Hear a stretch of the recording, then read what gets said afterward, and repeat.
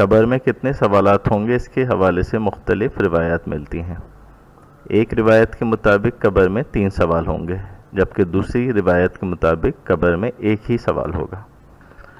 अगर इन दोनों अहादीस की तदबीक की जाए तो ये कहा जा सकता है कि बंदे के ईमान के मुताबिक उससे सवालात किए जाएंगे।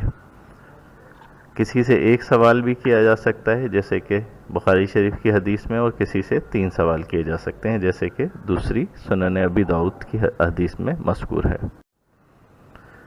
अबू दाऊद की जो हदीस है वो उसमें रसूलुल्लाह सल्लल्लाहु अलैहि वसल्लम ने फरमाया, मरने वाले के पास 2 फरिश्ते मुनकर नकीर आते हैं, उसे बिठाते हैं, फिर उससे कहते हैं मन रब्बका, तेरा रब कौन है।